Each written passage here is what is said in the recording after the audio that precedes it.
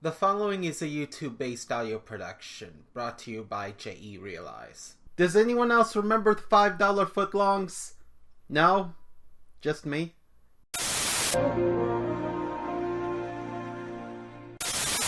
Just as well.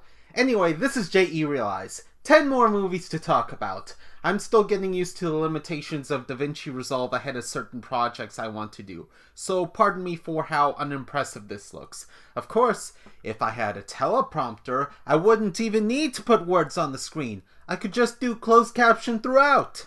The Notebook. This wouldn't normally be on the list for the simple reason that I never plan to watch it. To this day, I don't even know what the movie is about. However, a funny thing happened that keeps me remembering this thing exists. I used to write stories as far back as 2002. Sometimes I would aim for a really long saga and never get close to done due to the paralyzing work I'd set up for myself. Other times I'd have an idea for a short story and knock it out over the next few days. One story planned was somewhere in between these extremes. The main character would find this random notebook on the sidewalk and write in it, and what he wrote would end up happening sooner rather than later. No points for guessing what the story was called. And when I told the teacher of the story I was writing, I was told that title was taken. Whoops. Well, back to ignorance I go. Jumper. I wanted to watch this movie back when it came out in 2008. Good thing I looked it up. We have this protagonist who could jump across the world, as in teleport by phasing from one place to another. And I think there's people hunting him down, and he brings the woman along. I have no idea. All I remember was the first point. One Missed Call. A horror film in which you're in trouble if you miss a phone call. It hasn't aged too well, considering how we had a period in cell phone scammer history where they would call us from other countries and hang up immediately so they don't get charged for international calling.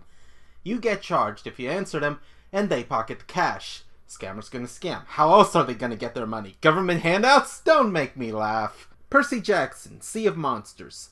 Never travel with demigods, kids. I've read the original book series, read not Heroes of Olympus, and even watched the first movie, The Lightning Thief, which brought up plenty of questions.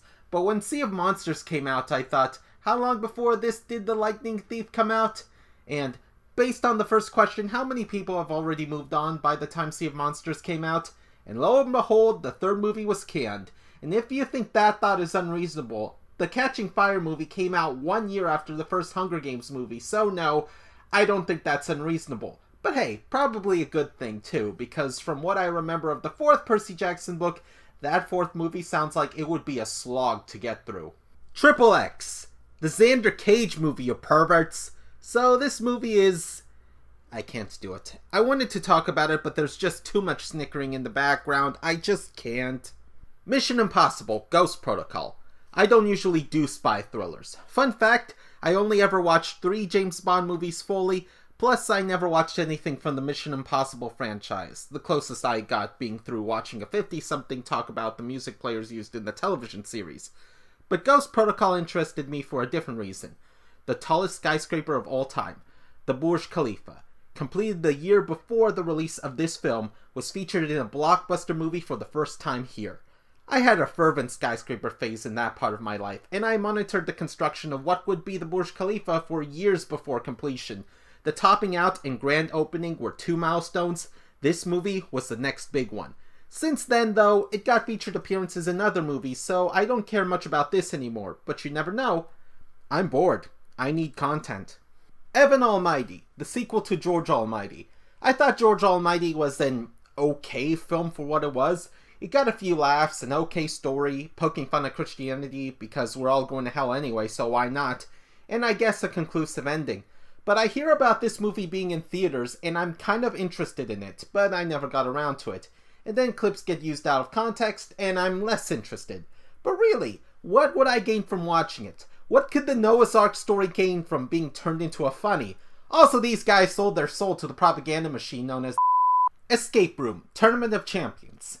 Can we throw in escape rooms or over party yet? I think we don't care about them anymore. I've watched the original movie about 2 years after it first aired because, you know, university dorm event, and I thought it was a decent thriller. And then I found out it has Logan Miller. I used to watch I'm in the Band, okay? But I was worried when it set things up for a sequel. Oh no, I thought. Don't tell me they're trying to chase the Purge's coattails. Also, there's a secret society broadcasting this with wealthy patrons and social commentary. You see, this is why people are turning on the police. It's because federal agents haven't taken this down already. Also, the police didn't do anything to stop this in the first film. Double yikes. Hey, at least they got some material for the sequel. Past contests, past winners, an escape room at 30,000 feet. We could get some decent lore building if the producers aren't busy social commentating or plain Jane milking the franchise. Yes, I'm calling it that. But hey, it's either this or The Purge, and The Purge should have ended on election year, so... Coraline. This could also qualify for 10 books I never read, for reasons I'll get into. I've seen trailers of this movie back in the 2000s, and I remember mainly that the main character ends up in some sort of other world, where she finds people who love her, but it gives this artificial vibe.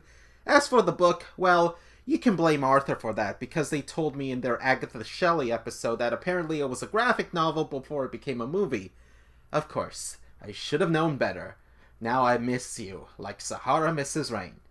But these days, the one thing that keeps me from watching it is I've gotten over the whole main character ends up in a dream world that turns out to be not what it seems trope after seeing it in so many places. Bloodworks. I never watched this, sure, but I nearly watched the movie on accident. And if I didn't know any better, it would be the first movie I ever watched in the movie theater. And when I was 8. This is a rated R film. We'll get into that.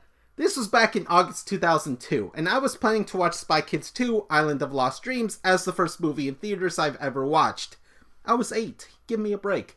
But due to some signs pointing the wrong way, my family, and turns out a lot of other moviegoers, were steered into the wrong screening room, and we didn't even realize until the screen showed the name of the movie, Bloodworks. Oops.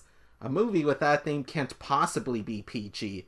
Well, we who were expecting Spy Kids 2 went up to the counter where we were guided into the right screening room, which showed the desired movie, by this time 15 minutes in. Just goes to show how shoddy movie theater security is, especially mall movie theater security. As for Bloodworks, I know nothing about it and heard nothing of it again, and that gives me the time to go into the movie one day expecting nothing. Now that I'm done talking about American Song Contest and the Eurovision Song Contest, I need to find more content to talk about. My goal is to continue releasing weekly content until September. Why September? You'll see. Do the feedback thing. Like, comment, subscribe, or dislike if you think the laugh was cheesy. Follow me on Twitter at JERealize. This has been JERealize. I'll see you next time, and there will be a next time.